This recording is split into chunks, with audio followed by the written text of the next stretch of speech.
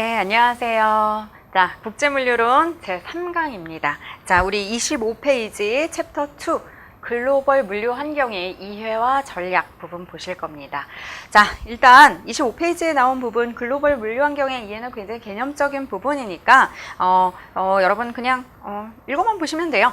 WTO 같은 글로벌 자유무역 체계가 지금 도래했다. 바로 2번에서 얘기한 거는 자, 이런 외부적 경제환경 변화와 함께 발전한 ICT 기술 이런 것들이 경쟁 환경을 많이 바꿔놨다. 그래서 온라인 거래 환경이 많이 발전하고 있다. 자, 그래서 온라인상에서 이루어지는 소량 물품들, 소량인데 굉장히 종류는 많죠. 그런 소량 물품, 다품종의 소량 물품에 대한 물류 지원이 굉장히 필요하다. 그래서 그게 이루어지지 않으면 거래 확대가 어렵다. 그런 추세들이 있다라는 얘기고요. 여기에 가장 대표적인 게 바로 전자상거래라든가 직구에 대한 부분들이 있겠죠. 자, 이런 것들 생각하시면 되고요. 자, 그래서 바로 3번 내용도 읽어보시면 되겠습니다. 그냥 개요적인 부분이고요. 국제물류 운송의 이해도 마찬가지예요.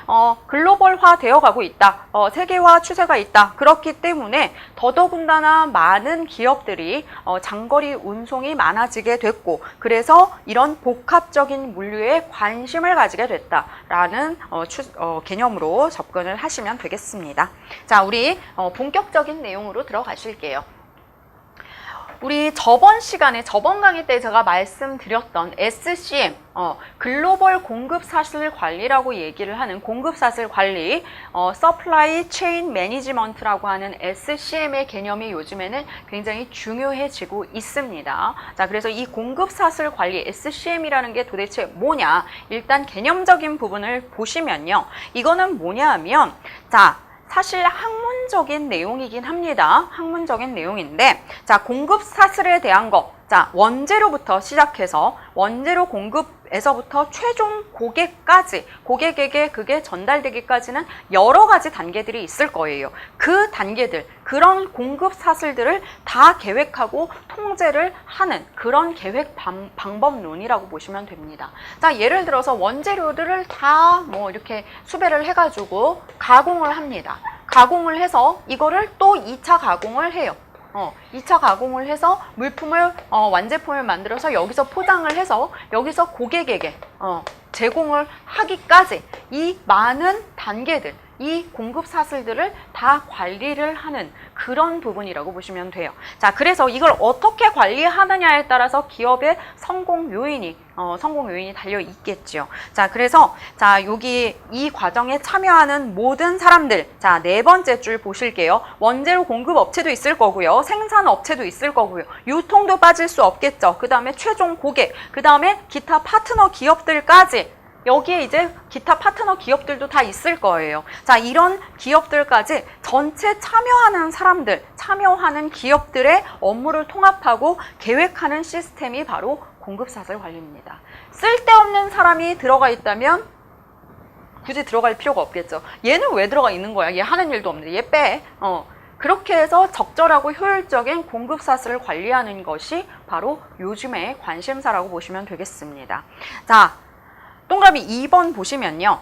이 공급사슬 관리가 제대로 되려면 정보를 제대로 공유하고 정보를 제대로 확산시켜야 돼요. 정보의 왜곡은 굉장히 위험한 거죠. 그렇죠? 그래서 하위 단계부터 이 상류 단계까지, 하류 단계부터 상류 단계까지 갈 때까지 정보가 제대로 공유가 돼야 되고 제대로 된 정보가 그 다음에 그 정보를 혼자만 알고 있는 것이 아니라 그 다음 단계, 그 다다음 단계까지 다 확산시켜서 모두가 알 수 있게끔 하는 것이 효과적인 공급사슬 관리다라고 얘기를 합니다.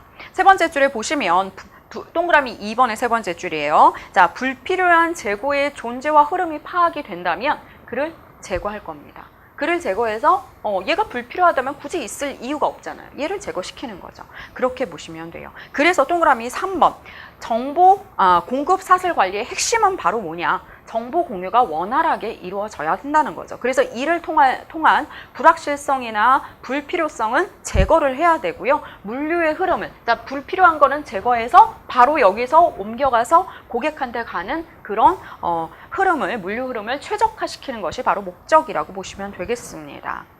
자, 그래서 이렇게 공급사슬 관리를 하는 거다라는 게 바로 공급사슬 관리의 SCM의 개념이라고 보시면 됩니다.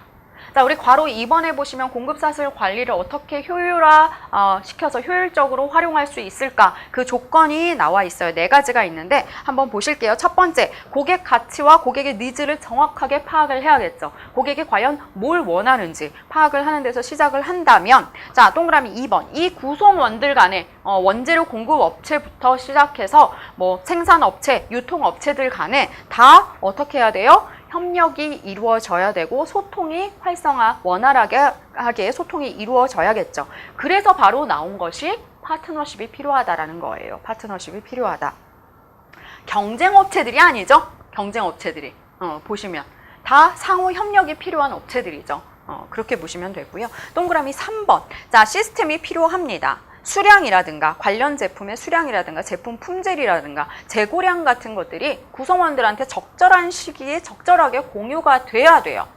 나 원재료 몇 개 갖고 있고 얘는 생산을 얼마나 잘할 수 있고 빠른 시간 안에 며칠 안에 물품을 만들어낼 수 있고 얘는 유통 과정을 어떻게 할 것이고 이런 것들이 다 공유가 돼야 된다는 얘기죠. 그렇죠? 자, 그래서 그런 공통적인 데이터베이스 같은 방식들로 접근과 확인이 가능할 수 있게 DB를 구축을 할 필요성도 있겠죠.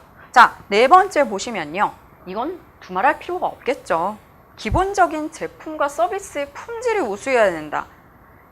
얘가 지금 생산업체인데 생산을 제대로 못해요. 불량품이 너무 많이 나와. 그럼 얘가 제껴지겠죠. 딴 생산업체가 들어가겠죠. 이렇게 관리가 들어간단 말이에요. 그러니까 반드시 본인의 일은 본인이 확실하게 해줘야 될 필요성이 있다라는 겁니다. 자, 그래서 지금 뭐 품질이라든가 이런 것들은요, 뭐 여러분 들어보신 적이 있으실 거예요. ISO라든가 이런 품질 인증 시스템 같은 것들이 있습니다. 그런 인증을 통해서 신뢰를 유지하는 거. 나 지금 이 마크 달았다. 이 인증 받았다. 마크 달았다는 좀 저렴한 표현이고요. 이 인증 달았다. 나 믿을 수 있지 않냐? 라고 자신을 광고하는 거죠. 자, 그런 것들로 인해서 그런 것들을 통해서 신뢰를 유지하는 것도 좋은 방법이 될 수 있겠죠. 자, 그래서 이렇게 공급사슬 관리를 어떻게 효율적으로 관리할 수 있을지 그 조건들에 대해서도 살펴봤습니다. 자, 그럼 공급사슬 관리의 목적을 한번 보실 거예요. 목적. 왜 이거를 관리를 해야 되느냐?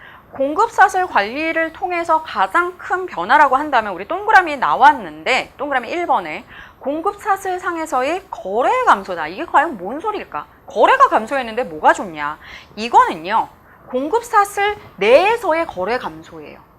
그 내에서 공급업체를 일정 수로 제한하는 것들. 예를 들면 만약에 지금 현재 원재료를 지금 3개 업체에서 4개 업체에서 받고 있어요. 얘가. 근데 봤더니 이렇게 4개 업체에서 받는 것보다는요. 지금 A, B, C, D 이렇게 4개 업체에서 받고 있는데 E라는 업체는요. 이렇게 100개씩 받고 있어요. 100개씩.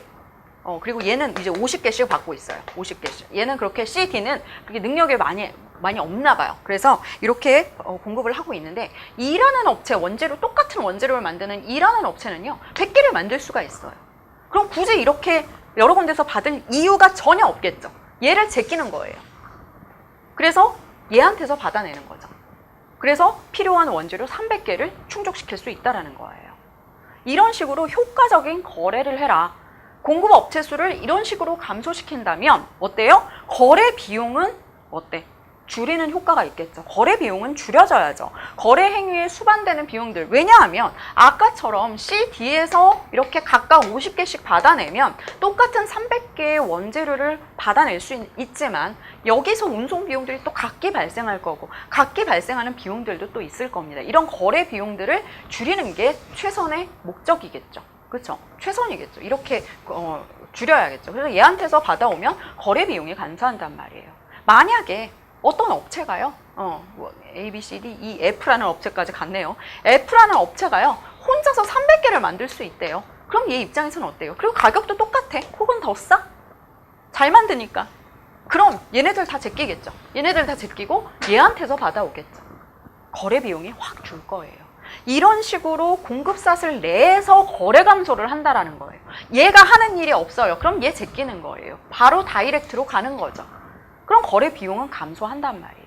그런 식으로 거래에 대해서 감소를 하게 되면 공급사슬 내에서 거래 감소가 이루어지면 거기에 따른 거래 비용도 감소를 하게 되는 효과가 있다라는 거예요.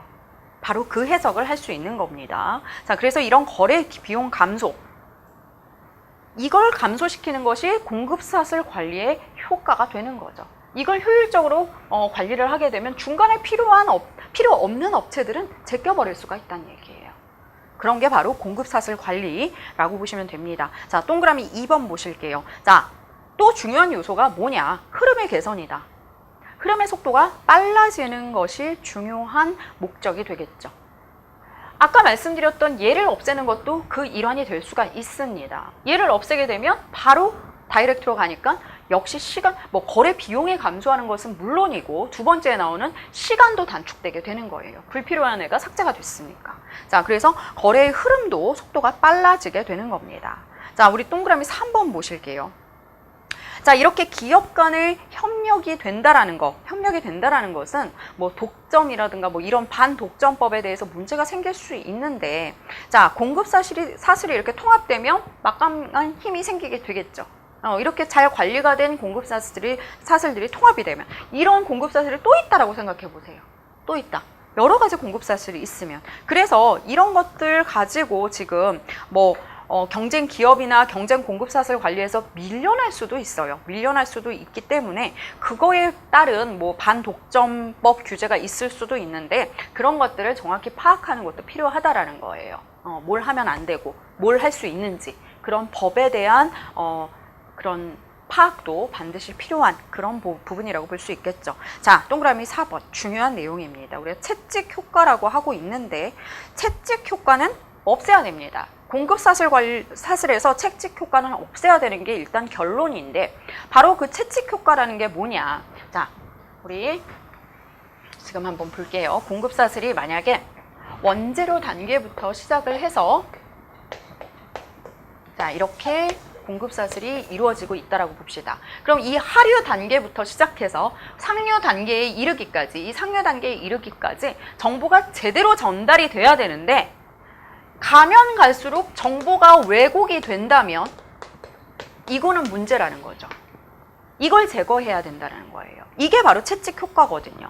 이렇게 자, 동그라미 4번의 두 번째 줄 보실게요. 공급사슬 단계가 상류로 올라가면서 정보의 왜곡이 심해졌는데 그게 오히려 또 확대가 되고 있어요. 그렇게 되는 거는 채찍 효과라고 해서 없애야 된다라는 거예요. 정보가 잘못 전달이 되면 그건 더 큰 문제겠죠. 자, 그렇기 때문에 이를 제거하기 위해서 등장한 게 공급사슬을 제대로 관리해라. 자, 그래서 이렇게 정보의 왜곡 현상은 문제가 일어날 수 있기 때문에 그걸 제거를 해줘야 됩니다. 괄호 2번에서 보실게요. 공급사슬을 채찍 효과에 대해서 제대로 제거하기 위한 것. 동그라미 1번. 정확한 정보가 필요하겠죠. 정확한 수요의 예측을 통해서 정보를 전달을 해야겠죠. 고객이 200개가 필요한 것 같아요 라고 얘기했는데 실제로 봤더니 100개밖에 필요가 없어요. 100개는 버리는 물건이 된단 말이에요. 안 팔리면, 딴 데 안 팔리면. 그렇죠? 자, 그래서 발생지의 정보가 그대로 전달이 될 수 있게끔 만들어 줘야 된다는 거예요. 그 다음에 빨라져야 돼요. 정보의 공유가. 왜? 시간이 느려지면 느려질수록 이것도 똑같아요. 시간이 걸리면 말이 와전되고 하는 것처럼 정보도 왜곡이 심해질 수 있는 시간적 여유가 있으면 안 되겠죠. 빨리빨리 그대로 전달을 해야겠죠. 그 다음에 3번 리드타임 단축이 일어나야 된다. 물론 걸리는 시간은 언제나 줄여줘야 됩니다. 자, 그래서 얘도 걸리는 시간들을 착착착착 줄여줘야 된다라는 얘기예요. 동그라미 4번 보실게요. 주문을 받을 때 있어서 고객이 주문을 합니다. 주문을 받을 때 있어서 일괄적으로 처리를 해줘야 돼요. 주문 규모를 바로 줄이고 횟수를 늘리는 그런 목적을 가지고 이제 대응을 해야겠죠. 고객이 100개를 주문해요. 얘한테 100개를 주문합니다. 100개 필요해. 굉장히 왜곡이 심할 수 있겠죠. 100개 필요해, 200개 필요해, 300개 필요해 이렇게 될 수 있겠죠. 그렇기 때문에 바로바로 전달할 수 있는 그 다이렉트 그런 일괄 처리 방식이 중요하다는 겁니다. 뭐 가격 운영이 안정적이어야 된다는 거는 뭐 당연한 얘기고요. 자, 그래서 이런 내용들을 통해서 이런 채찍 효과가 일어난 거, 정보의 왜곡이 공급사슬 내에서 생기는 그런 채찍 효과를 제거를 해야 됩니다. 아시겠죠? 이게 바로 우리가 말하는 SCM, 정보 사슬 관리라고 보시면 되겠습니다. 자, 이렇게 정리하시고요. 우리 다음 페이지 넘어갈게요. 자, 글로벌 기업이라면 물류 전략을 짜야겠죠. 글로벌 기업이 아니라면 물류 전략을 짤 필요가 없겠지만 글로벌 기업이라면 반드시 짜야 됩니다. 내가 만약에 글로벌 기업은 뭐 무역 업체들 얘기를 하는 거겠죠.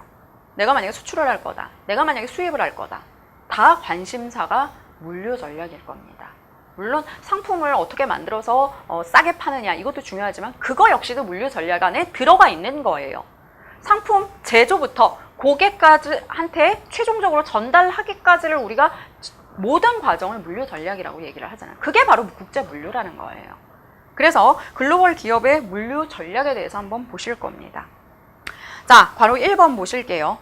자, 요즘에는 어떻게 하냐. 예전에는 무역거래다. 혹은 글로벌 기업이다라고 한다면 물품을 만들어서 여기 한국에서 물품을 만듭니다. 물품을 만들어서 필요한 때 얘네가 주문이 들어오면 그때 보내죠. 근데 요즘은 어떻게 해요? 여기서 많이 산다면 여기다가 만드는 거예요. 한국의 우리 지사라고 얘기하죠. 이런 것들을 여기다 만들어가지고 여기서 바로 생산해서 바로 보내는 거예요. 그렇게 구매와 생산 자체를 각 지역 거점에 배치를 해가지고 바로바로 대응을 할 수 있게끔 만드는 게 요즘 추세입니다. 그게 바로 그렇게 국제적으로 확장된 기업으로 만약에 무역을 한다고 해서 무조건 글로벌 물류 기업이라고 하진 않아요. 여기서 막 이렇게 원시적인 무역을 한다면 요즘에는 그렇지 않다는 얘기죠. 그래서 여기서 이렇게 만들어 놓고 필요한 거는 여기서 조달을 하겠죠. 원재료 같은 것들 조달을 해서 여기서 만들어서 바로바로 대응을 할 수 있게끔. 바로 그렇기 때문에 이렇게 국제적으로 확장된 기업들, 그들의 공급사슬도 소유를 해야 되고요.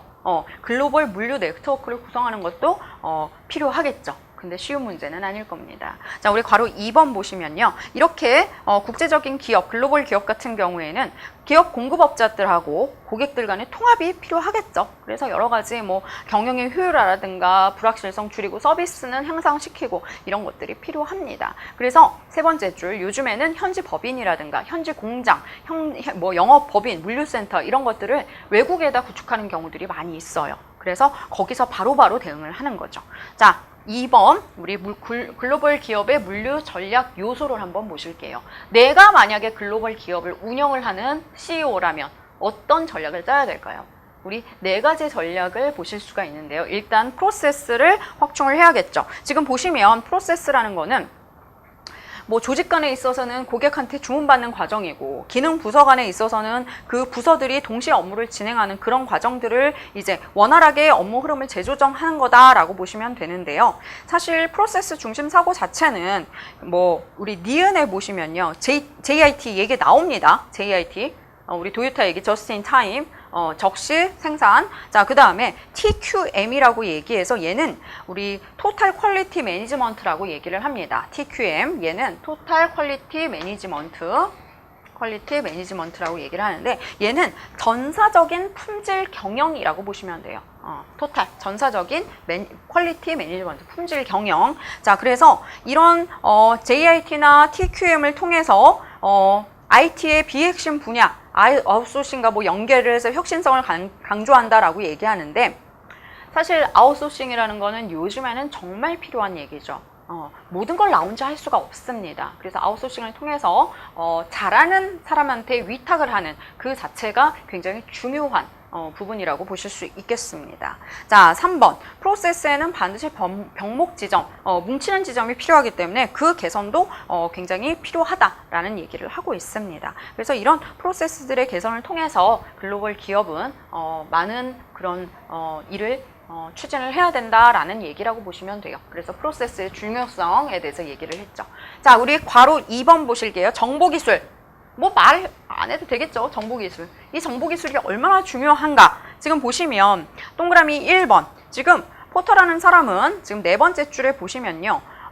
지금 뭐 이런 좋은 말들을 많이 했는데 물류에서의 정보 기술 역할이 점차적으로 증대되고 있다라는 내용을 얘기를 하고 있습니다. 그래서 정보 기술을 이용해서 물류 업무를 처리해서 물류 비용을 줄이고 그 다음에 고객 서비스는 향상시키고 이런 것들이 일어나야 된다라고 얘기를 하고 있고요. 세 번째 보시면요.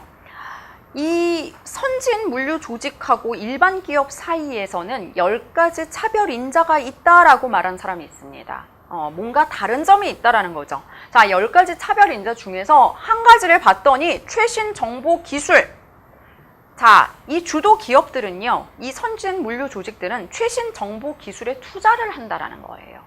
이게 낭비가 아니라 사실 정보기술이라는 거는 기업 입장에서 보면 낭비다라고 생각할 수 있어요. 왜? 당장 눈에 보이는 게 없잖아요. 물품이 내 손에 쥐어지는 게 없잖아요. 하지만 우리 나중에 사례들, 기업들의 사례들을 보시면 이게 얼마나 중요한 투자인지, 이 투자를 통해서 얼마나 성장을 했는지를 직접 보실 수 있으실 거예요. 그런 것들을 이제 많이 강조를 하고 있는 거죠.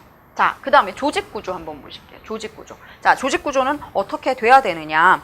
자, 동그라미 1번에 보시면 정보기술의 적용이 조직구조에서 굉장히 중요한 영향을 끼친다라고 얘기를 하고요. 자, 동그라미 2번에서는.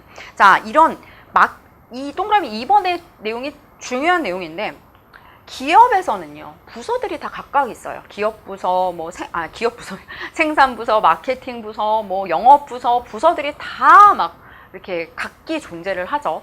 근데 그 부서 간의 통합된 관리가 이루어지지 않는다라고 한번 생각해 보세요. 문제가 있단 말이에요. 이 통합된 관리가 필요하다. 이거는 뭐 기본적인 내용이겠죠. 자, 그래서 이렇게 부서 간의 통합된 관리가 필요하다라는 게 바로 조직구조에서 말하고 싶은 핵심적인 내용이라고 보시면 됩니다. 자, 그래서 동그라미 3번 보시면 인력 관리도 필요하고 프로세스, 조직 구조, 기업 문화 이런 것들, 그렇게 네 가지로 구성된 조직 구조 전략을 주장한 사람도 있습니다. 이 주장한 사람은요, 여러분 안 외우셔도 돼요. 이런 얘기들이 있다. 이런 것들로 글로벌 기업의 물류 전략 요소를 잡았다라는 그런 의미라고 보시면 됩니다. 자, 우리 아웃소싱 보실게요. 사실 이 첫 번째, 두 번째, 세 번째는요, 좀 추상적인 개념이에요. 이건 뭐 당연하지. 프로세스 잘 구축하고, 정보기술 확대시키고, 거기에 투자 잘하고, 조직구조 탄탄하게 통합된 관리하고, 이거는 뭐 누구나 다 알 수 있는 얘기고요. 이 내용이 중요하겠죠. 아웃소싱.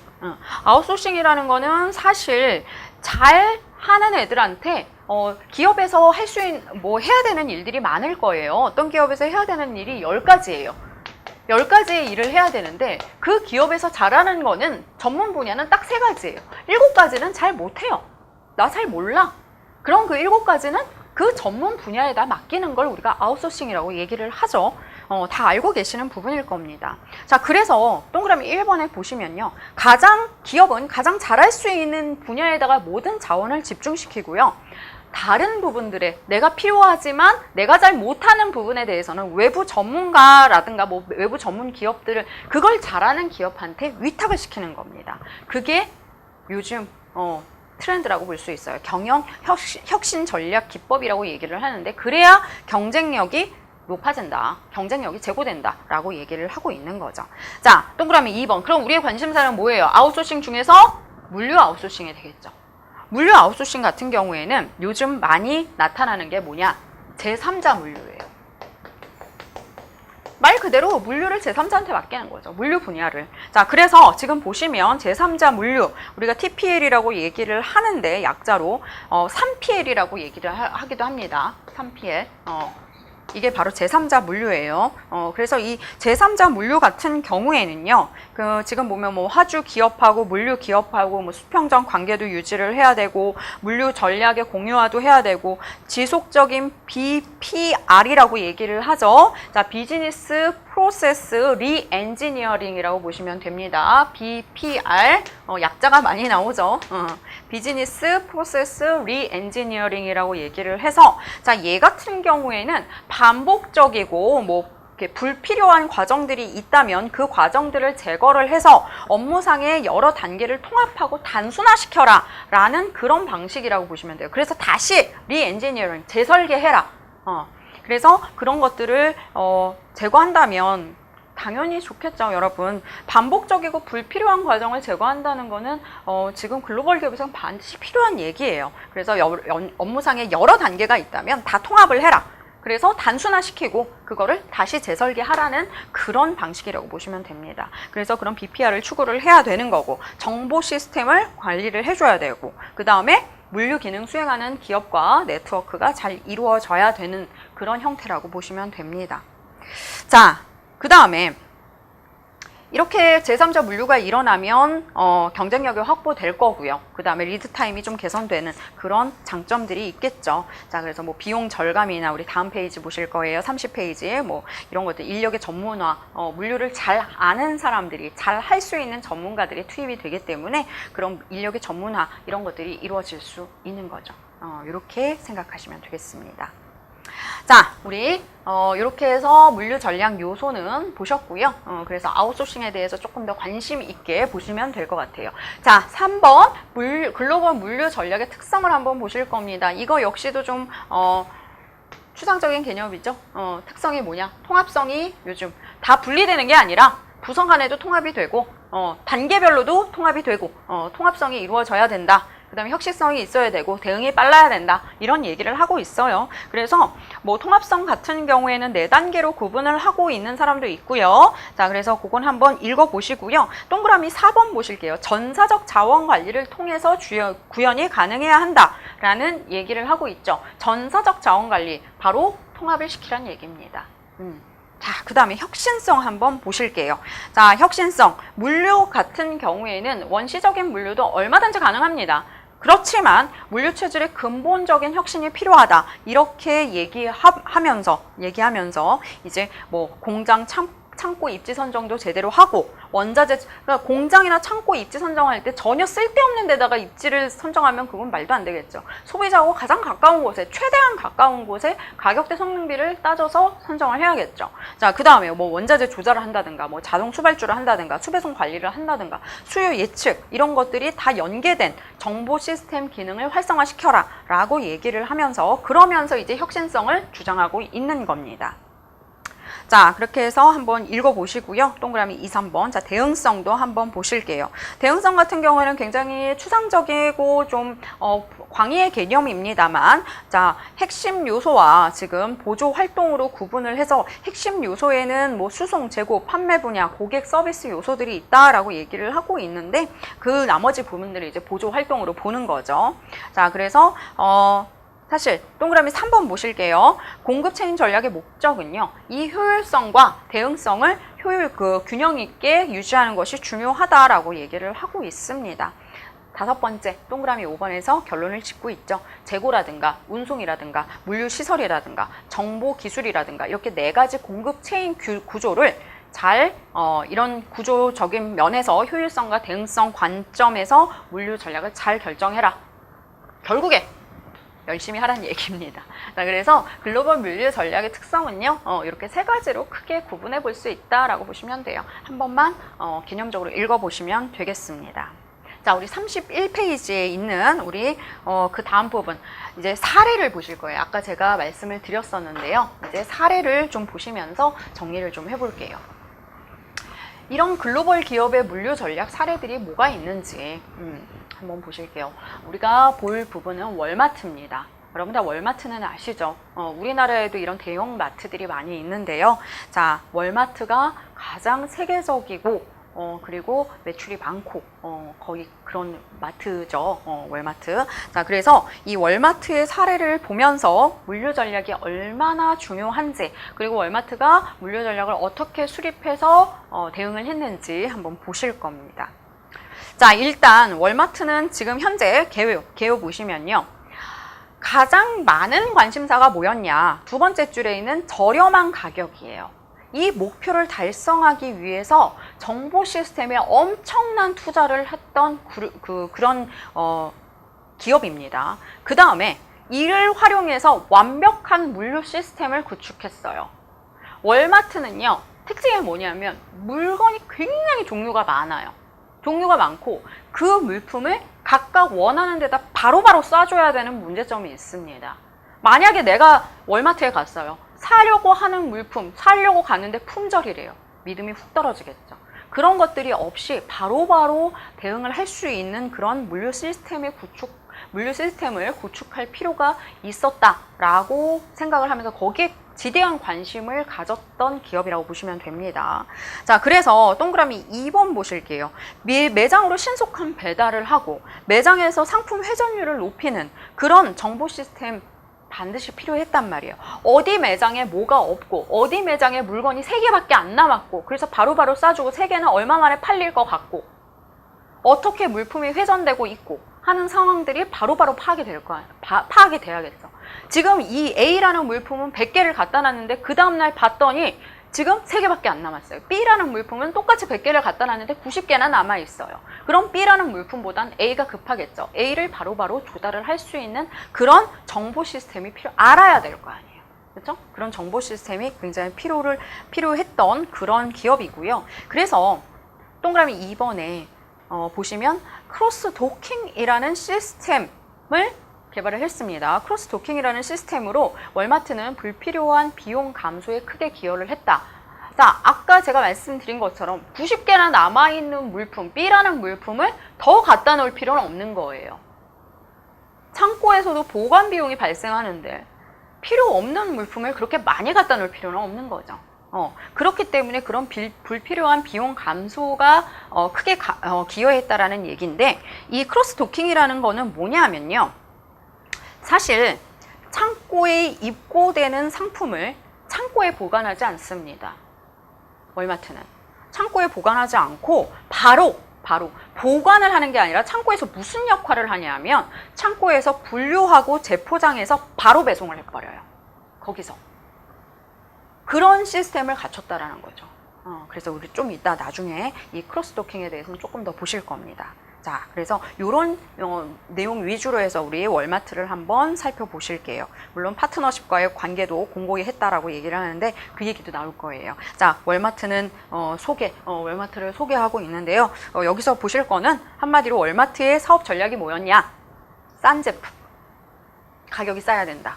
그게 첫 번째였어요. 그러려면 여러 가지 가격의 그 단가를 높이는 여러 가지 요소들을 제거를 해야겠죠. 그래서 그런 데 많이 관심이 있었습니다. 그래서 원가 구조를 이제 관리를 하는 그런 것들도 월마트의 관심사였죠. 그래서 이런 것들 한번 읽어보시고, 그 다음에 뭐 월마트의 경영 철학이라고 나오는데 사실 이거는 그래요. 물류 쪽하고는 뭐 이렇게 관련이 없지만 이 월마트의 경영 철학은 한번 그냥 좋은 얘기니까 한번 읽어볼게요. 한번 읽어보세요. 자, 인간 존중의 철학이라고 해가지고 뭐 종업을 동료라고 불렀다 뭐 이런 얘기들도 있고요. 이 공유제도라고 해가지고 지금 기업번에 이 공유제도라고 나오죠. 그래서 세 번째 줄에 보시면 임금의 1%를 그 동료들을 위한 계획에 기부를 했습니다. 그리고 그거는요, 그냥 기부가 아니라 사직할 때 현금이나 월마트 주식으로 받게 되는 거예요. 그런 공유제도도 있었고, 근데 뭐 현재는 폐지가 됐다고 하네요. 그쵸? 자, 그 다음에 주식 매입 할인제라고 해서 월마트 동료들은, 직원이죠. 월마트 동료들은 조금 주식을 좀 싸게 살 수가 있어요. 그래서 15% 저렴한 가격으로 싸게 살 수 있는데 그냥 싸게 사는 게 아니라 그게 이제 급료에서 공제되는 방식을 통해서 주식을 살 수 있었다라는 것들을 볼 수 있고요. 그 다음에 디귿에 보시면 도난으로 손실량 감소 장려 제도라고 해서 만약에 상품 손실을 줄인다, 뭐 도난이라든가 이런 이유로 상품 손실을 줄인다면, 그래서 그 손실량이 목표 이하로 떨어지면 그 해당하는 그 목표를 달성을 했기 때문에 보너스를 받게 됩니다. 그런 것들도 있었고요. 그러니까 그런 손실량을 없애기 위해서 다 같이 노력을 했겠죠. 다 같이 보너스를 받으니까. 자, 그렇게 보시면 되고, 현장 중심의 경영이라고 해서 이게 월마트의 좀 특징이긴 한데요. 사실 그 월마트 관리자들 같은 경우에는 그냥 책상에서 업무를 보는 게 아니고요.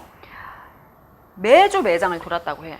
매주 매장을 돌면서 그 현장에서 문제를 해결을 했다. 사실 마트라는 개념의 특성상 책상에서 일하는 것보다 매장 관리가 정말 중요하겠죠. 그래서 월요일부터 목요일까지 현장으로 계속 나갑니다. 그래서 거기서 매장 경영을 하고 이제 금요일 돼서 이제 그런 뭐 회의라든가 이런 것들을 진행을 했다라고 해요. 월마트는. 그래서 근데 뭐 그 관리자들이 매장에 나간다고 해서 문제를 바로 다이렉트로 해결을 해주는 게 아니라 본인도 잘 모르거든요.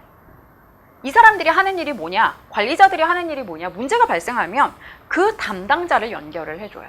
그래서 지금 동그라미 니은에 보시면 이제 얘가 나오는데 문제가 뭐냐, 지금 매장에 2개가 있는데 이 매장은 이 A라는 물품의 판매 실적이 부진해요. 이상해. 여긴 잘 안 팔려. 그러면 이 타 매장에서 지금 판매 실적이 뛰어난 그런 매장이 있겠죠. A라는 물품을 잘 파는 그 사람을 연결해 주는 거예요.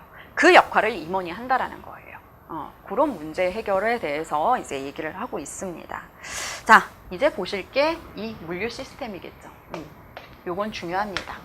월마트에서 물류 시스템 이 얘기를 하려고 지금 경영 철학까지 본 거예요, 우리는. 자, 물류 시스템 어떤 것들을 이제 구축을 해서 이제 이용을 했나.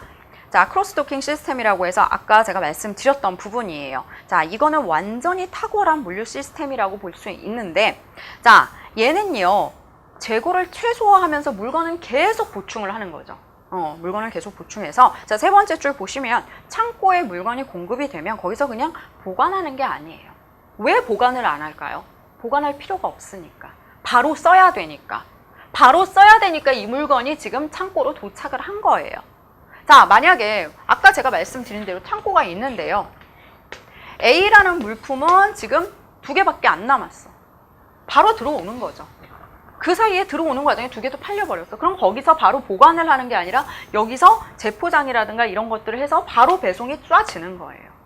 B는요, 들어올 필요가 없어. 왜? 아직 수량이 좀 있거든요. 그래서 창고가 보관의 역할을 하는 게 아니고요. 얘네들은 어떻게 하는 거예요? 그 창고에서 바로바로 필요한 물품들을 쏴주는 거예요. 그래서 지금 보시면 재고로 보관되지 않고 재포장돼서 바로 점포로 배송이 됩니다. 그렇기 때문에 지금 창고도 지금 뭐 이렇게 효율적으로 활용을 할 수 있는 건 당연하고요. 창고에 머무르는 시간이 완전 짧게 되겠죠. 그래서 우리 5번째 줄 보시면 한 적화장에서 또 다른 적화장으로 옮기는데 최대 48시간 이상 소요되지 않아요. 미국이에요. 땅덩이가 넓어요. 근데 옮기는데 48시간, 이틀 이상을 소요하지 않게 되는 거예요. 자, 그 다음에 이렇게 여기서 상품들이 분류가 된다. 분류가 돼서 재포장이 돼서 이제 점포로 배송이 된다라고 하는데 지금 보시면 어떻게 분류하냐면요. 물품들을 분류하는 과정이 3가지예요. 어떻게 분류하냐? 우리 패스트 무빙 아이템이라고 해서 이거는 바로 즉시 배송이 필요한 경우. 첫 번째, 즉시 배송이 필요한 애들이 있고요. 그 다음에 옆에 보시면 얘는 그래도 하루의 시간이 있어요. 24시간 이내에 배송해야 되는 그런 경우. 그 다음에 스테이플 아이템 같은 경우에는 48시간 내에 배송을 하면 됩니다. 그래서 최대 48시간을 넘기지 않는 거예요. 그래서 이렇게 3가지 형태의 물품으로 분류를 해서 얘네들은 바로 출발을 하는 거고요. 그렇죠? 이런 식으로 공급의 원칙을 세워놓고 있었습니다. 그렇기 때문에 이런 크로스 도킹을 이용을 하게 되면 재고 비용, 취급 비용 절감이 가능하겠죠. 그렇죠? 자, 이렇게 보시면 됩니다. 자, 동그라미 2번에 보시면 전용 운송 시스템이 구축됐다라고 얘기를 하는데요. 사실 얘네들 같은 경우에는요, 이 월마트 자체의 물류 구조가 굉장히 신속하고 민첩하다라는 특징이 있어요. 그래서 얘네 운송 체계가 어떻게 되냐 하면 3번째 줄 보시면 운송을 회사 직영 트럭을 이용해서 합니다. 그래서 48시간 내에 월마트 일선 매장에 다 뿌릴 수가 있는 거예요. 이 트럭은 다른 물품은 안 싣고요. 월마트의 물품만 싣고 있기 때문에 쓸데없는데 월마트 말고 다른 데 갔다 올 필요가 없기 때문에 이 48시간 내에 필요한 곳에 공급이 바로바로 가능했다라는 거예요. 그렇죠? 그래서 지금 가장 좋은 점은 뭐냐? 우리 밑에서 8번째 줄 끝에 보시면요. 잦은 배송을 통해서 월마트는 고객이 원할 때 상품이 품절돼 있는 현상을 막는 거죠. 그래서 판매 기회를 잃는 것을 방지하는 겁니다. 그래서 적기에 바로바로 물품이 필요한 고객에게 판매될 수 있도록 그렇게 노력을 했다라는 거예요. 자, 그 다음에 3번 보실게요. 월마트의 또 다른 특징 중에 하나가 바로 이겁니다. 포스 시스템을 구축했어요. 요즘에도 이거 많이 얘기가 나오죠. 포스 시스템.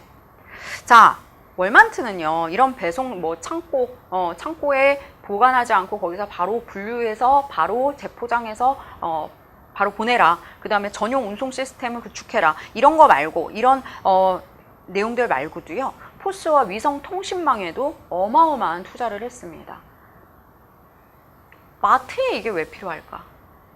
이 마트에 이게 왜 필요할까? 한번 보실게요. 자, 얘네들은요, 위성까지 쏘아 올렸어요. 물론 뭐 혼자 알아서 한 건 아니지만, 그래서 위성통신망을 구축을 해가지고, 이게 다 위성통신망을 구축을 하게 되면 일단 모든 점포에 이제 포스 레지스터 도입을 완료를 시켜서, 자, 여기에 대해서 바로바로 물품의 현 위치라든가 이런 것들의 파악이 가능하겠죠. 얘네들이 얼마나 투자를 했나 하면 지금 밑에서 2번째 줄 보세요. 이런 기반 시스템, 인공위성 쏘아 올리고 포스 레지스터 구축하고 모든 매장에다가 도입을 해야 될 거 아니에요. 모든 점포에다가 포스 레지스터 도입하고 하는데 7억 달러 이상이라는 어마어마한 규모의 투자를 했습니다. 그리고 이 포스 시스템을 위해서 바코드하고 슬롯 스캐너를 도입을 하고, 하지만 이게 이렇게 많은 투자가 이루어졌는데 낭비가 아니고요. 낭비가 아니고 우리 다음 페이지 볼게요. 34페이지. 2번째 줄에 보시면요. 물건이 팔리는 시점에서 모든 정보가 처리가 가능합니다. 그런 포스 시스템의 기본 취지를 살려서 어떻게 했냐. 우리 위에서 지금 한 10번째쯤 줄 정도 가시면요. 이렇게 포스 시스템 구축해서 각 점포 판매 실적이 바로바로 본사로 1시간마다 들어가요. 그게 본사에만 들어가는 게 아니라 제조업체에도 들어가요. 그러면 할 수 있는 게 뭐예요? 잘 팔리는 물품은 공급량이 많아야겠죠. 안 팔리는 물품은 조금만 갖추고 있어도 되겠죠. 공급량 예측이 가능하단 말이에요. 이거는 배송센터에서도 그게 가능한 거죠. 그래서 즉시 납입이 가능하게 된 그런 사례라고 보시면 되겠습니다. 그래서 월마트에서는요, 각 배송센터에서 재고 부담 없이 제조업체에서 납입한 상품을 바로바로 필요한 양만큼 점포에 분류해서 필요한 양만큼 공급할 수 있게 도와준 것이 바로 이 포스 시스템이라고 보시면 되겠습니다. 굉장히 중요한 내용이겠죠. 자, 그 다음에 동그라미 4번. 한 일이 참 많아요. 월마트는. 이렇게 세계적인 기업으로 성장할 수 있었던 거는 반드시 이유가 있었겠죠. 자, 동그라미 4번 보시면요. QR 시스템을 구축했대요. 탄력적인 공급 시스템이랍니다. 이건 뭔가 한번 볼게요. QR 시스템은요. 지금 2번째 줄, 동그라미 4번의 2번째 줄에 보시면 퀵 리스판스라고 얘기를 하는 신속 반응 물류라고 보시면 돼요. 이거는 사실 그렇게 쉬운 얘기가 아닌데, 말처럼 쉬운 얘기가 아닌데, 얘가 지금 뭘 하는 거냐? 지금 재고가 창고에 쌓아두게 되는 문제점, 혹은 잘 팔리는 물품이 들어오지 않은 문제점, 이런 것들을 해결하기 위해서 QR 시스템의 기본 목적을 갖춰야 되는데요. 얘는 소비자의 구매 상황을 실시간으로 점검해야 되고, 이렇게 되면 그 다음에 그거를 점검하면서 생산자한테 주문을 내는, 그런 주문까지 하는 그런 실시간으로 연결이 되어 있어야 해요. 그래서 이런 것들을 했다라는 거예요. QR 시스템까지 구축을 했습니다. 그렇게 되려면 상품이 배달되는 그 유통 시스템까지 다 장비를 해줘야 되겠죠. 다 정비를 해줘야 되겠죠. 자, 그래서 이런 위성통신망 활용 포스트 시스템 구축을 해서 월마트는 신속한 물류 시스템을 구축할 수 있었다라고 보시면 되겠습니다. 자, 동그라미 5번. 파트너십 형성이라고 했는데, 월마트하고 이제 P&G라는 회사도 아실 겁니다. P&G의 전략동맹. 사실 이 전략동맹은요, 기존의 제조업체에서 유통 경로상의 리더십이 원래 제조업체에 있었는데 그게 이제 유통업체로 이전됐음을 보여주는 대표적인 사례인데요. 사실 얘네들은, 이 둘은, 월마트와 P&G는 굉장히 적대적인 관계였어요. 사이가 안 좋았다는 얘기죠. 사이가 안 좋았는데, 그러니까 월마트는 나는 P&G 물품 안 팔아. 그리고 P&G는 우리 상품 안 팔면 너 장사 안 될 거야. 막 이런 식으로 으르렁거리고 싸우고 그랬었는데요. 결국에는 월마트가 이거는 소용없는 짓이다 라고 해서 먼저 손을 내밀었습니다. 먼저 손을 내밀어서 P&G가 이거를 적극적으로 수용했죠. 수용해가지고 P&G는 나는 지금 월마트는 이렇게 얘기를 한 거예요. 난 너랑 친하게 지내고 싶다. 유먹 메이커의 고객 지향을 위해서 노력하고 있고 너랑 친하게 지내고 싶다. 그리고 나는 이런 걸 잘한다. 포스 시스템부터 시작해서 난 이런 걸 잘하고 있다. P&G가 보기에도 나쁘지 않단 말이에요. 그래서 월마트의 포스 데이터를 이용해서 이런 것들을 바로바로 해가지고 QR 시스템에 의해서 신속하게 발주 업무를 하고 그렇게 해서 둘 다 성장하게 되는 그런 계기가 됐었죠. 이렇게 파트너십도 중요하다라는 거예요. P&G와 월마트의 사례는 재미로 한번 읽어보시고요. 자, 그 다음에 그래서 이런 물류 시스템들 굉장히 많은 일들을 이제 위성까지 쏘아 올리면서 모든 그 포스 시스템을 구축하기 위해서 노력을 했던 그런 월마트의 사례를 좀 중점적으로 봐주셨으면 좋겠습니다. 자, 그 다음에 뭐 사회 활동 참여를 통한 이미지 제고 전략이라고 해서 광고비는 낮은데 거기에 대한 광고비보다는 뭐 사회 참여 성격이 짙은 뭐 캠페인을 벌인다든지 해서 사회 활동 참여를 통해서 이미지를 제고시키는 그런 전략을 짰다라고 보시면 되고요. 자, 월마트 사례의 의미를 한번 보실게요. 월마트의 성공 요인은 낮은 가격입니다. 그렇죠? 그 낮은 가격을 이루기 위해서 이들은 월마트는 어떻게 했어요? 다른 기업과는 차별화된 기능들을 가지고 있었고요. 그렇죠? 이런 물류 시스템이라든가 관리 효율도 뛰어났고요. 재고가 없이 재고를 최소화하는 관리 시스템을 했었죠. 그 다음에 노하우가 축적이 됐습니다. 이게 굉장히 오래전부터 구축을 해왔던 거예요. 자, 그렇게 보시면 되고요. 그 다음에 아까 말씀드렸던 이 물류 시스템이 굉장히 탁월했죠. 우리 밑에서 세 번째 줄 보실게요. 크로스도킹, 이 시스템을 이용해서 재고를 없앴고요. 자, 두 번째, 운송수단을 자사것을 사용해가지고 바로바로 탄력적으로 활용할 수 있었고요. 포스 시스템이라든가 인공위성 통신망을 구축하는 그런 네트워크에도 관심이 있었어요. 그렇죠? 그렇게 보시면 되겠습니다. 자, 이렇게 월마트 사례를 봐서 물류 시스템이라는 게 얼마나 글로벌 기업에게 중요한지 우리 봤어요. 자, 글로벌 기업의 운영 전략이라고 해가지고 지금 도요타의 얘기가 나오고 있는데요. 자, 제가 예전에 얘기한 게 있었어요. JIT. Just in Time이라고 해서 적기 생산 방식이라고 해서 이거는 정말 도요타의 유명한 개발 시스템입니다. 이건 도요타에서 개발한 거예요. 자, 그래서 운영 전략 한번 보시면 뭐 여러 가지 기술, 마케팅, 제조, 물류 뭐 이런 것들을 전통적으로 목표를 설계를 하는데 지금 네 번째 줄 한번 보실게요. 도요타가 바로 이런 글로벌 운영을 위한 JIT를 개발을 했습니다. 그래서 이게 바로 뭐냐? 아웃소싱의 대표적인 거죠. 자, 적기에 바로 공급을 하기 위해서 완제품을 만들어 놓는 게 아니라 일본에서 완제품을 생산하는 대신에 일본과 다른 나라 뭐 이렇게 다른 나라로부터 부품하고 뭐 부은품 같은 거, 자동차는 부품이 어마어마하게 많이 들어가죠. 그래서 그런 것들을 아웃소싱하고 국내에서 더 많은 자동차를 생산하는 그런 전략을 짰습니다. 그게 바로 저스트 인 타임이라고 해서 도요타의 운영 전략이었다고 보시면 되겠습니다. 자, 그래서 여기까지 지금 글로벌 기업의 물류 전략에 대해서 좀 보셨습니다. 자, 보셨는데 이제 다음 시간에는 우리 제3자 물류라고 해서 글로벌 제3자 물류 어떤 식으로 이루어지고 지금 요즘에 글로벌화된 추세에서는 이 제3자 물류가 어디까지 이루어지는지 그런 내용들을 좀 중점적으로 살펴보시게 되겠습니다. 우리 다음 시간에 글로벌 제3자 물류부터 살펴보도록 할게요. 자, 이번 시간에도 수고하셨습니다.